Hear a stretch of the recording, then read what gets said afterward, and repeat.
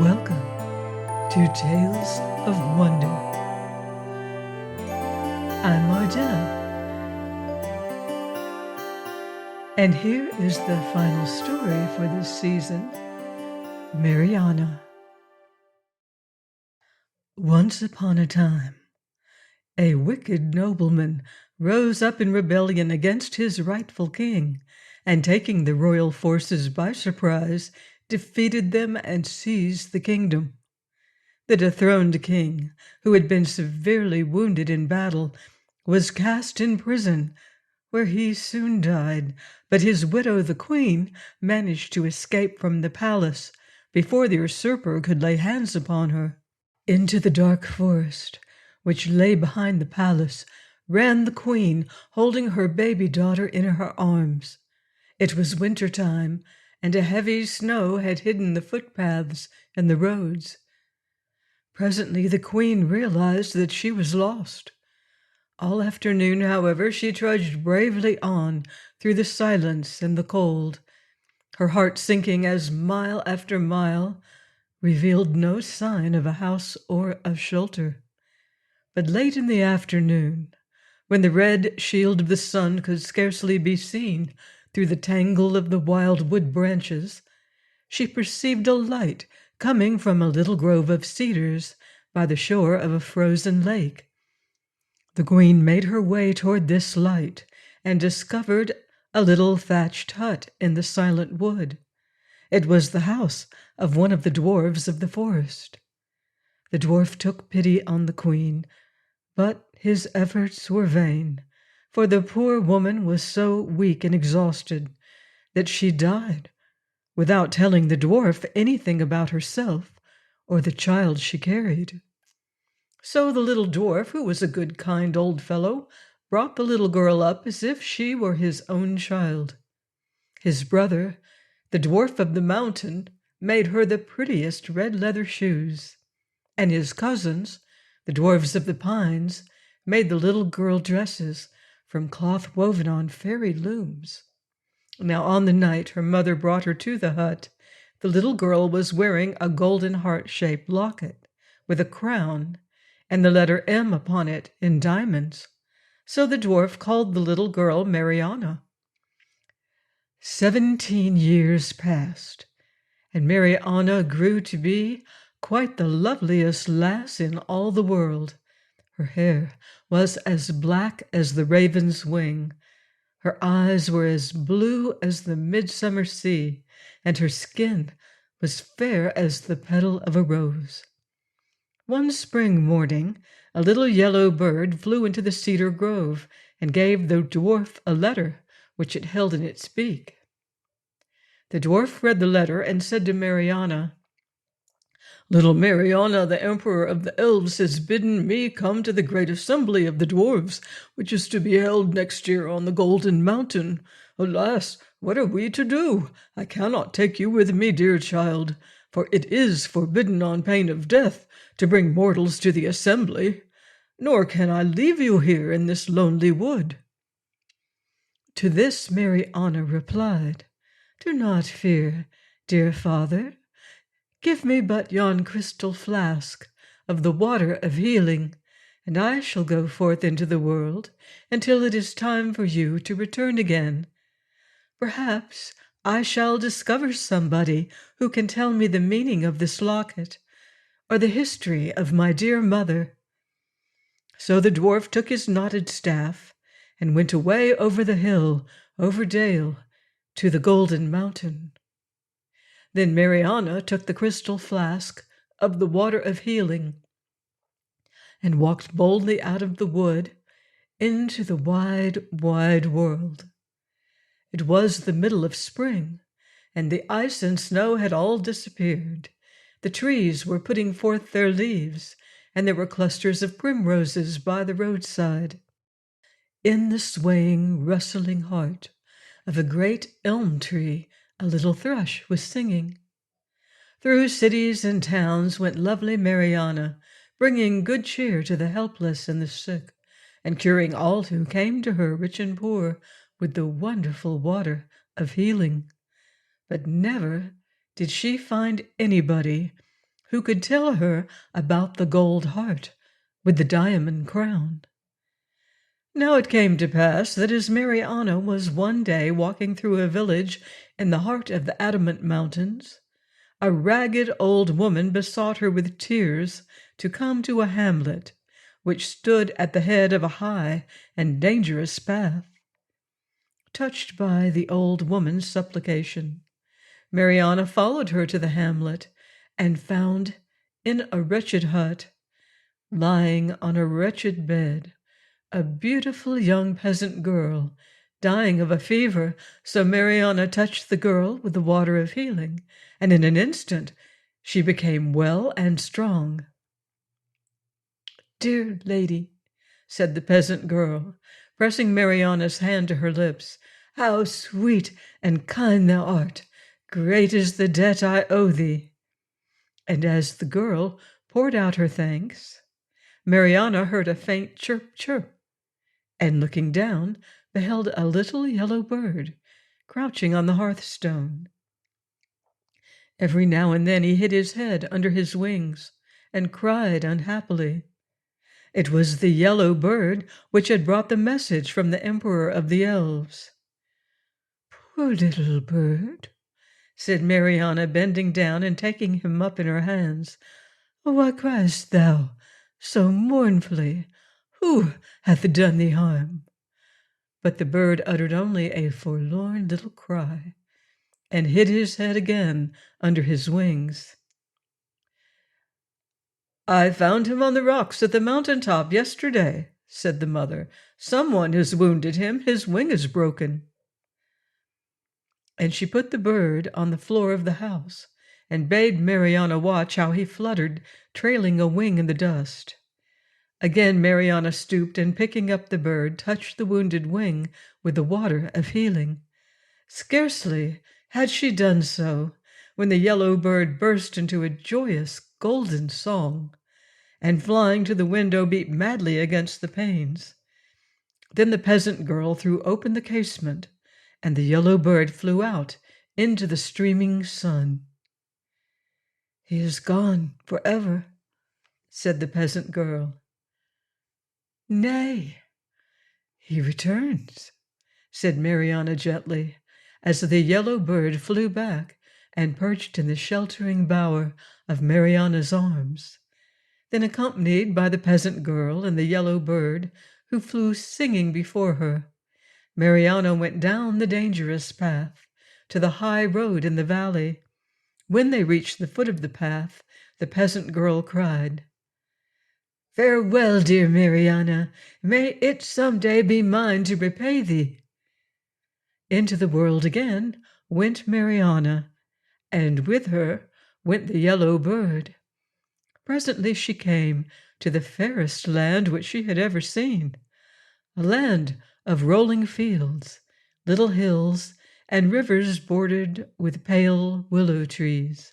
This pleasant land, unknown to Marianna, was part of her father's kingdom, and she was really its queen, because her father had been the last rightful king. Now, while Marianna had been in the forest, the wicked nobleman who had stolen the kingdom from Marianna's father had died, leaving his brother Garabin in charge of the kingdom and of the interests of his little son, Prince Desire. This Garabin, however, taking advantage of the youth and helplessness of his nephew, had himself assumed the state and airs of king. For some time he had enjoyed undisturbed the possession of his stolen throne. But as Desire grew taller and stronger every year, Garabin began to fear the day when he would be compelled to resign in favor of his nephew. When the prince reached his 20th year, Garabin would certainly have killed him openly had he dared. But fearing the people, he resolved to use secret methods, and bribed a cruel magician to afflict poor Desire with a deadly and mysterious malady. Of this malady, Desire was slowly dying, for no medicine could cure him, or even give him any relief from his constant pain. Every morning the cruel Garabin, in the hope of finding his nephew dead, would go to the sick room, and you may be sure that his wicked heart rejoiced when he found the prince weaker and more feverish. Garabin had just returned from a visit to the prince, who was rapidly failing, when the captain of the castle guard came to him with the news that the wonderful Marianna had arrived in the kingdom. The king gave orders that she be brought before him. So Marianna, walking between two halberdiers and followed across the courtyard by crowds of curious people, was led before the king. The little yellow bird sat on Marianna's shoulder, and never did maiden appear lovelier or more gentle. Scarcely had Garabin set eyes on Marianna when he caught sight of the golden locket which she wore about her neck. Had he not been very old and crafty, he would have started from his golden throne, for he knew that the little golden heart set with diamonds had been one of the crown jewels, and therefore Marianna must be the missing princess and the rightful queen of the kingdom. Oh, what was he to do? If he refused to let Marianna help the prince, the people might begin to suspect him and start a revolution which would thrust him from his throne. If he allowed Marianna to cure the prince would certainly demand the kingdom on his 21st birthday. And what was he to do with Marianna, whose right to the throne was superior even to his nephew's? Perplexed and with fear in his heart, the king sought the cruel magician who had cast the spell on Desire. The magician lived in a gloomy tower and had an enchanted black dog that he fed with flaming coals. He listened to Garabin's story, stirring a great cauldron all the while, and said, "Do not fear. I will destroy both claimants to the throne at once." Garabin rubbed his hands together with glee. "Tonight I shall cast a spell of sleep on Marianna, steal the crystal flask, empty it of the water of healing, and refill it with a liquid which will cause death within a night and a day. I shall then replace the flask before Marianna wakes. You will allow Marianna to visit the prince. She will touch him with the deadly water, and the prince will die.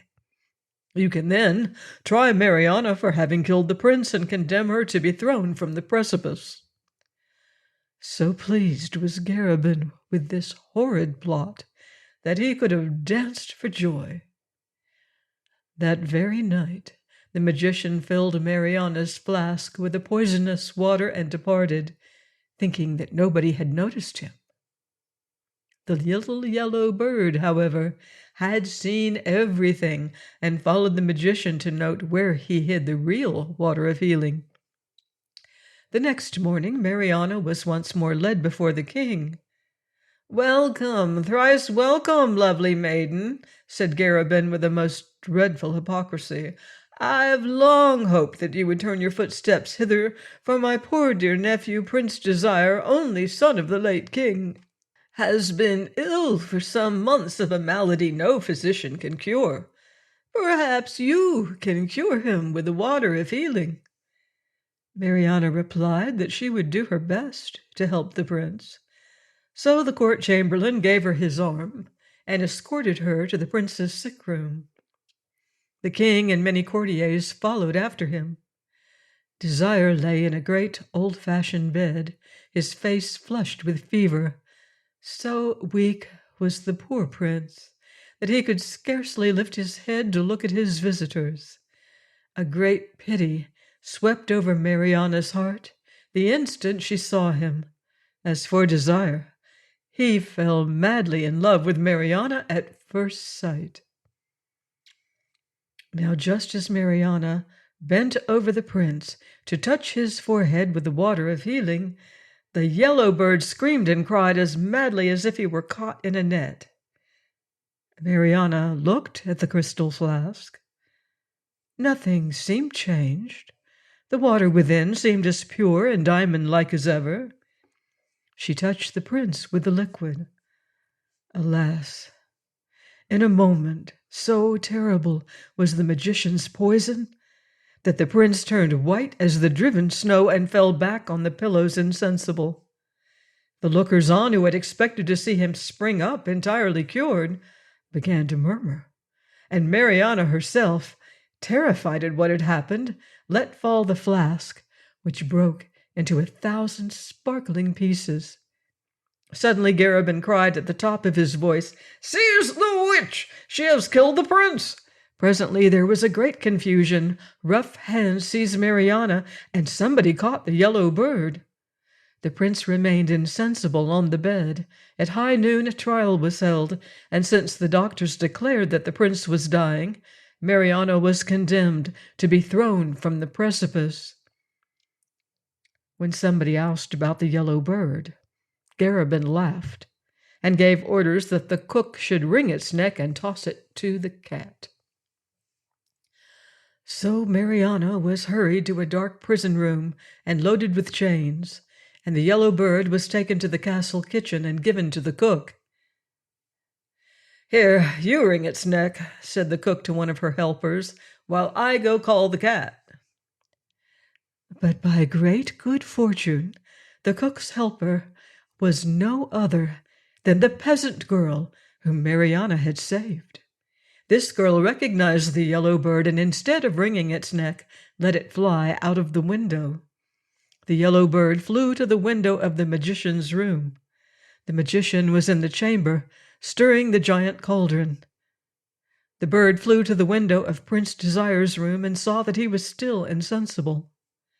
An hour later the castle bell began to toll, and a dismal procession was seen walking from the castle toward the frightful cliff, from which condemned witches and sorcerers were thrown. First came a troop of soldiers, then Marianna weighted down with chains, and last of all a little group in which were Garabin the magician and some of Garabin's favorites. The bell kept on sadly tolling and tolling. It roused the prince from his swoon, and with his last measure of strength, poor Desire dragged himself to the window. The procession was then passing directly underneath the window, and Desire's eyes met the eyes of Marianna. "Stop! Stop!"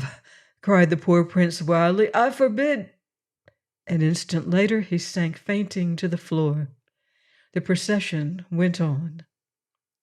Meanwhile the yellow bird had returned to the magician's chamber. It was empty.